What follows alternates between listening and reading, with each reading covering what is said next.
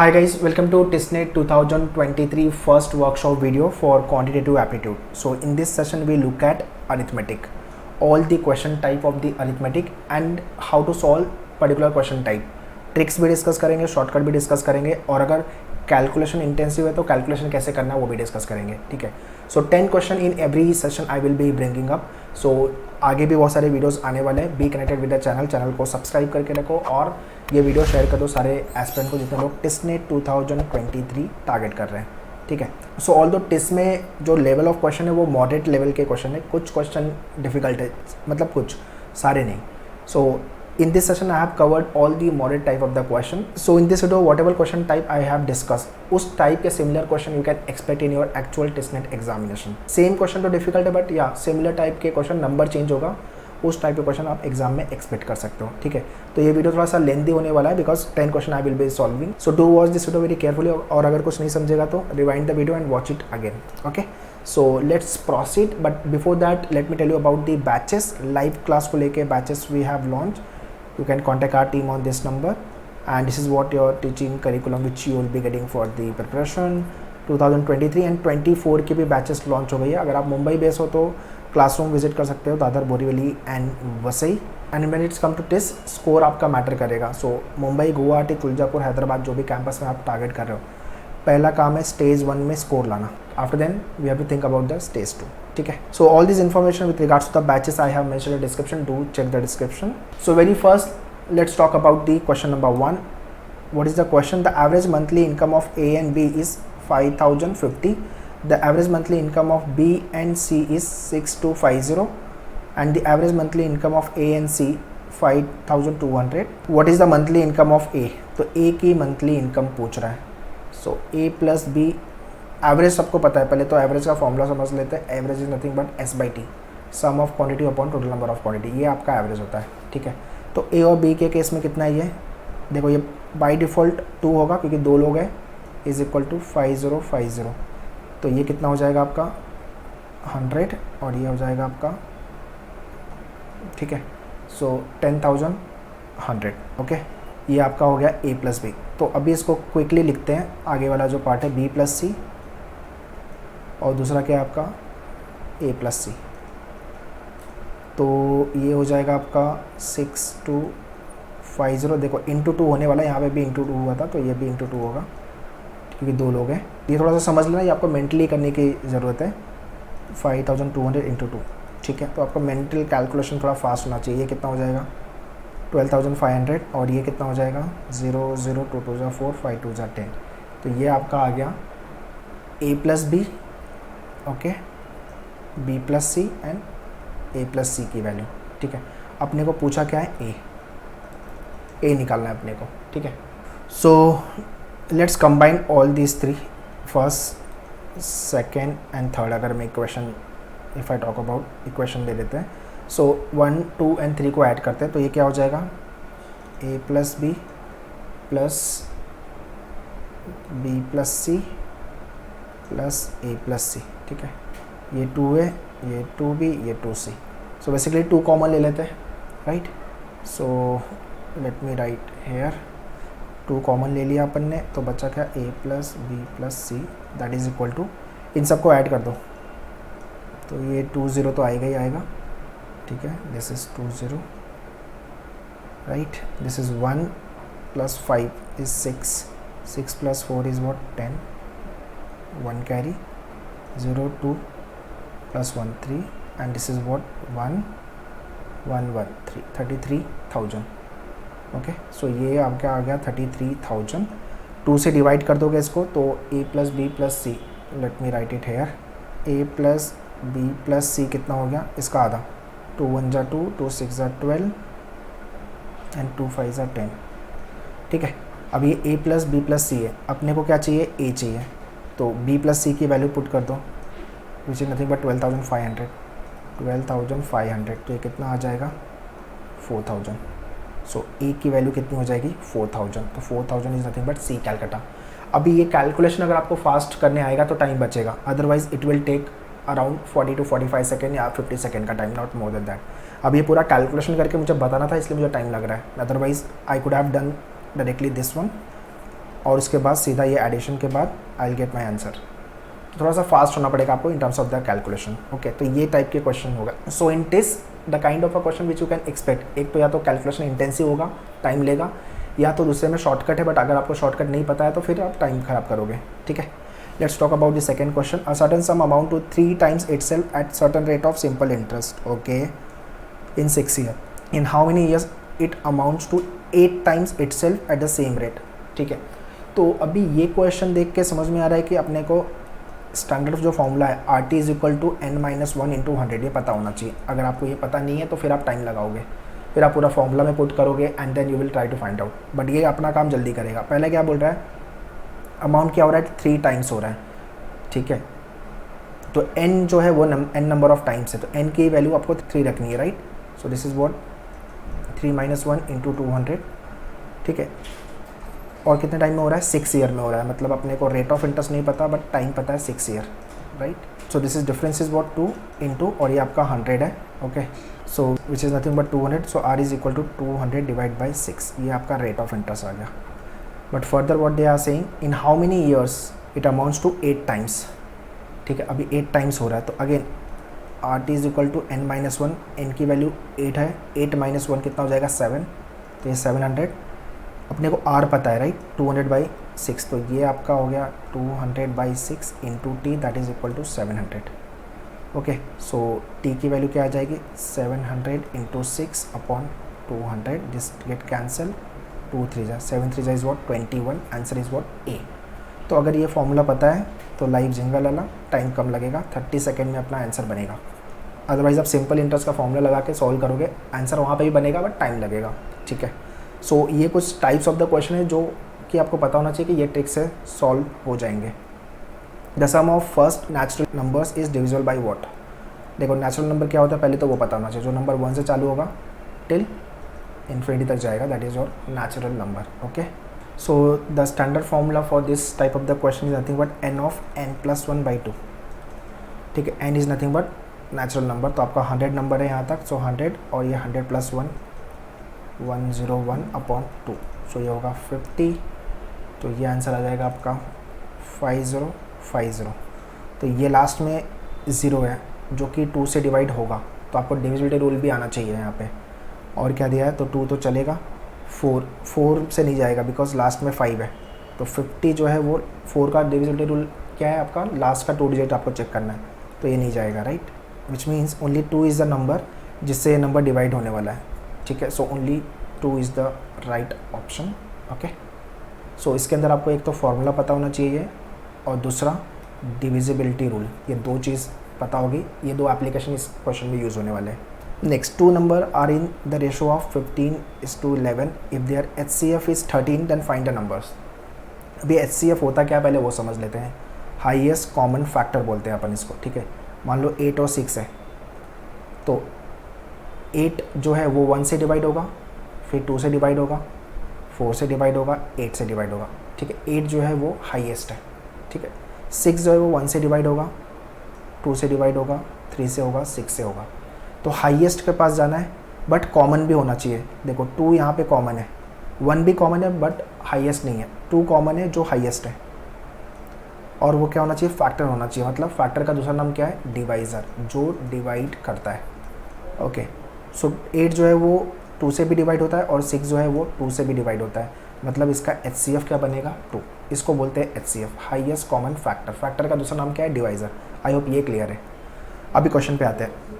So 2 numbers is nothing but 15x 11x। ठीक है, अभी उसका HCF बोल रहा है 13 है, उसका HCF 13 है। HCF 13 है मतलब ये नंबर दोनों नंबर ये 13 से डिवाइड होंगे। मतलब मुझे अगर नंबर ही निकालना है तो मुझे क्या करना है, ये मेरा x ही है बेसिकली, तो 15 × 13 कर लो, तो ये कितना आ जाएगा, 15 3 45 4 15 1 and then 195 first. So now 11 × 30, तो ये कितना हो जाएगा आपका 3143। सो सी इज़ द राइट वन। ठीक है, सो HCF कंसेप्ट पता होना चाहिए, HCF होता क्या है number 1, and how to deal with the HCF type of the question. एक और फॉर्मूला होता है LCM HCF में, number 1 × number 2 that is equal to LCM × HCF। जब आपको कोई भी एक डेटा अननोन होगा, बाकी 3 डेटा नोन होगा, ठीक है। सो HCF क्लियर है अपना। यहाँ से क्वेश्चन आते हैं टेस्ट में, सो मेक श्योर आपको LCM HCF अच्छे से पता हो। Question number 5, a shopkeeper offer 3 consecutive discount of 10%, 20% and 30% to a customer. If the actual price of the item is 10,000, find the price the customer has to pay to the shopkeeper. So simple है, मान लो कि जो आपका price है वो है 100, ठीक है। अब इस पर डिस्काउंट में 10% दूंगा तो ये 90 बनेगा, मतलब 10% माइनस कर देना, 100 का 10% इज 10, तो वो माइनस होगा तो 90 बनेगा, ओके। अब इसके ऊपर फिर से 20% क्योंकि सक्सेसिव है ना, डिस्काउंट ओवर डिस्काउंट है, तो 90 के ऊपर 20%, 19 का 20% कितना होगा, 90 का 20% इज 18, 18 माइनस करोगे तो आएगा 72। इसके ऊपर भी आपको 30% डिस्काउंट देना है, और तो इसका 10% इज नथिंग बट 7.2 इंटू 3, 6 या 7 या 21, तो यह आ जाएगा 50.4। तो ये अमाउंट है जिसमें वो सेल करेगा प्रोडक्ट, ठीक है। पूछ क्या रहा है, तो find the price of the customer has to pay, ये अमाउंट उसको पे करना है, बट ये मैंने अज्यूम किया है 100, इसलिए ये पे करना है, बट उनके हिसाब से प्राइस क्या है 10,000, मतलब 100 जो है दैट इज़ इक्वल टू 10,000। सो जो अमाउंट बेचा है मैंने वो कितने के बराबर है, बस क्रॉस मल्टीप्लिकेशन यूनिटरी मेथड लगा लो, 10,000 into 50.4 upon 100, this get cancel, और ये 50.4 है तो वैल्यू क्या आ जाएगी 5040, A is the right one, ठीक है। तो परसेंटेज थोड़ा अच्छा होना चाहिए आपका, then you get answer very easily. How many even number less than 10,000 can be formed with the digit 3, 5, 7, 8, 9 without any repetition, मतलब डिजिट रिपीट नहीं होनी चाहिए, 10,000 से कम होना चाहिए, ओके। तो एक तो बनेगा सिंगल डिजिट, फिर बनेगा double digit, then 3 digit, then 4 digit, 5 digit नहीं बनेगा बिकॉज ये 10,000 क्रॉस कर जाएगा वैल्यू, ठीक है। 10,000 मतलब अगर आप कोई भी वैल्यू लोगे तो पहली बात तो हमारे पास 0 नहीं है, नंबर 1 भी नहीं है, तो 10,000 से कम होनी चाहिए, लेस बोला है, तो इवन नंबर होना चाहिए, कंडीशन अप्लाई है। तो इवन नंबर 3, 5, 7, 8 और 9 में सिर्फ 8 ही है इवन नंबर, तो यहाँ पे एक नंबर बनेगा। यहाँ पे लास्ट में हमेशा यूनिट डिजिट पे मुझे 8 रखना ही पड़ेगा विदाउट फेल। यहाँ पे 10th प्लेस डिजिट पे कोई भी नंबर आ सकता है, 3, 5, 7 एंड 9 चारों में से कोई भी नंबर आ सकता है, ठीक है। तो ये 4 पॉसिबिलिटीज़ है, तो यहाँ पे कितने नंबर बनेंगे, 4 नंबर बनेंगे, ठीक है। मतलब 4 नंबर कैसे बनेंगे, यहाँ पे एग्जांपल से मैं बता दे रहा हूँ, 38 बन सकता है, फिर 58 बन सकता है, 78 बन सकता है और 98 बन सकता है, बट लास्ट में 80 होगा, इवन नंबर है, तो ये 4 नंबर बनेंगे।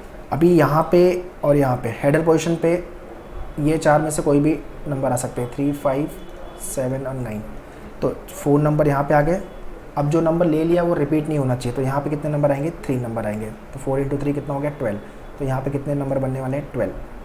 अगर आपका कॉम्बिनेशन अच्छा है तो आराम से ये क्वेश्चन बन जाएगा आपका। और यहाँ पे कितना आएंगे 4, 3, 2, सो 4 3 12 इंटू 2 24, यहाँ पे 24 बनेंगे, ठीक है। इधर लिख दे रहा हूँ मैं 24 number, 24, this is 12, this is 1, this is 4, this is 1, so 24 and 12 36, 40, 41, तो आंसर होगा ए।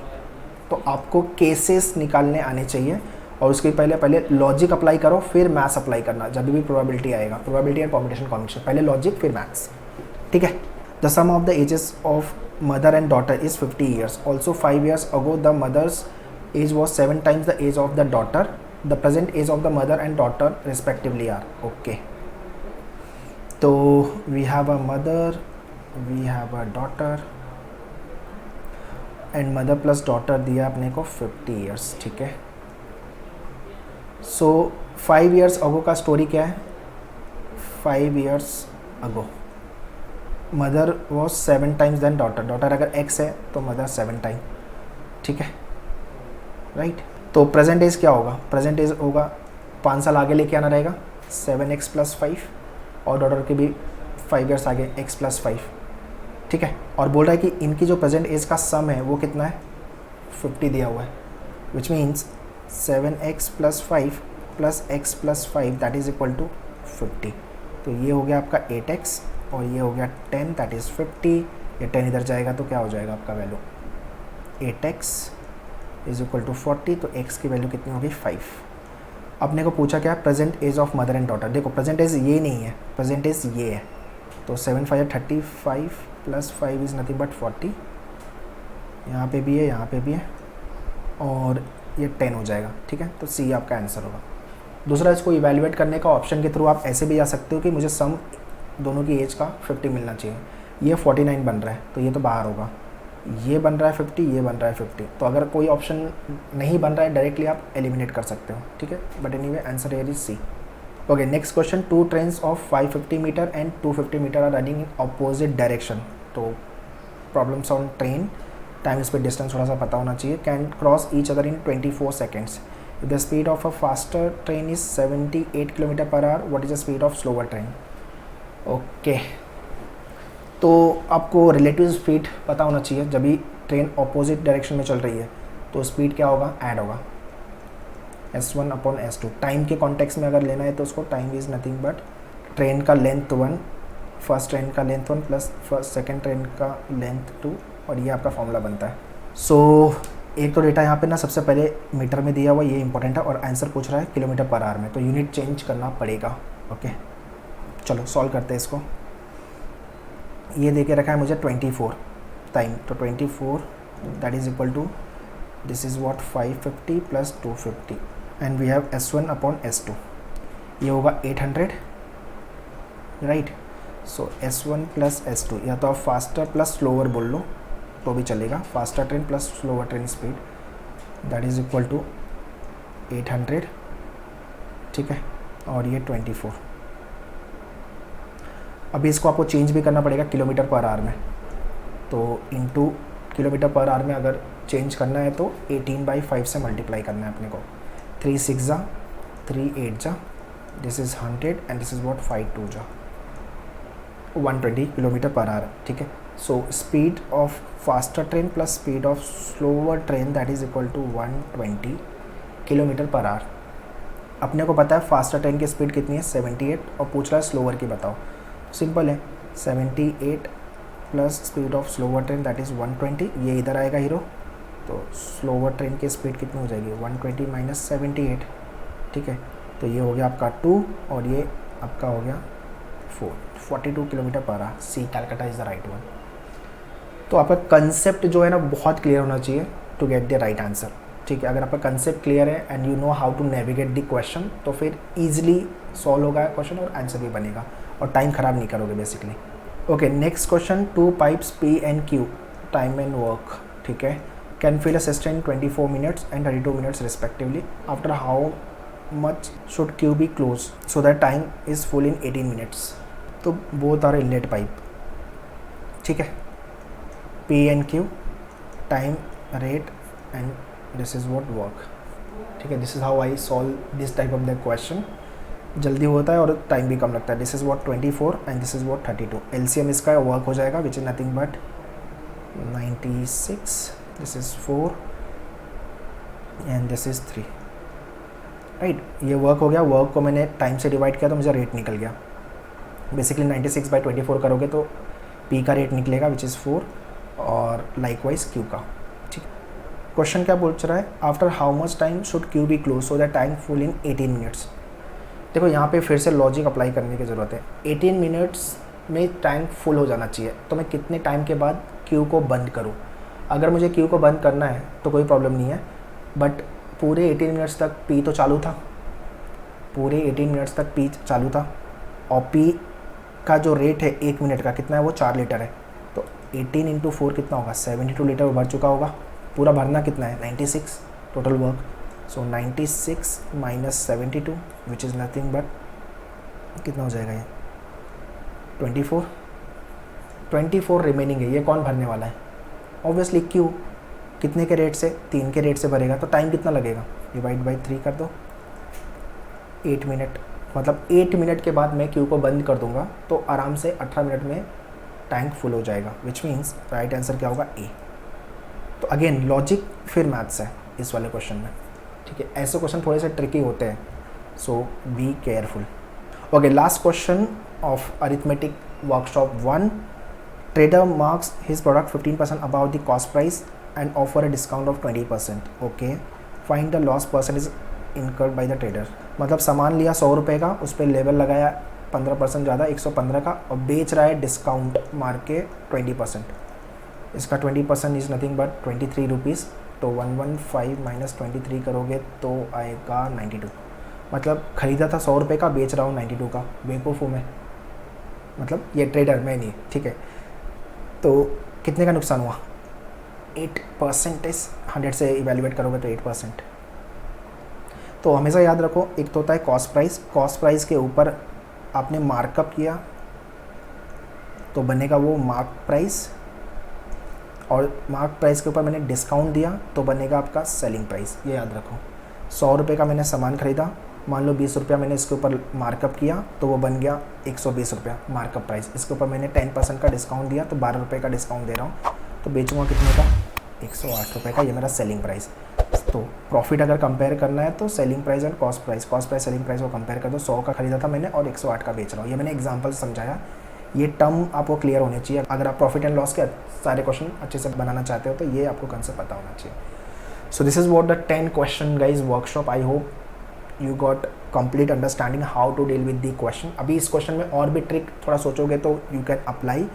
ऑप्शन से कैसे सॉल्व करना है, शॉर्टकट से कैसे सॉल्व करना है, ज़्यादा कैलकुलेशन नहीं करना है, ये सारी चीज़ें आई will be keep on explaining. आगे भी मेरे वर्कशॉप्स आने वाले हैं। इंग्लिश को लेके भी also I will be coming up, and GK को लेके भी आएगा। जीके को लेकर ऑलरेडी 10 पार्ट्स के वीडियो है यूट्यूब पे, kindly watch those videos. And आपके डीआई को लेके भी आई विल बी ब्रिंगिंग, ठीक है। So if you like the video do like it and share this video to everyone. जितने लोग टेस्ट लिख रहे हैं सबको फ़ायदा होना चाहिए इस वीडियो से, ठीक है। एंड एज आई मेंशन 23-24 की बैचेस के लिए, लाइव क्लास के लिए, you can contact our team on this number. And for Mumbai base, Borivali, Vasai and Dadar, you can visit. All the information I have mentioned in description. Do check the description. For any doubt and query, you can write in the comment box. All the very best. Thank you.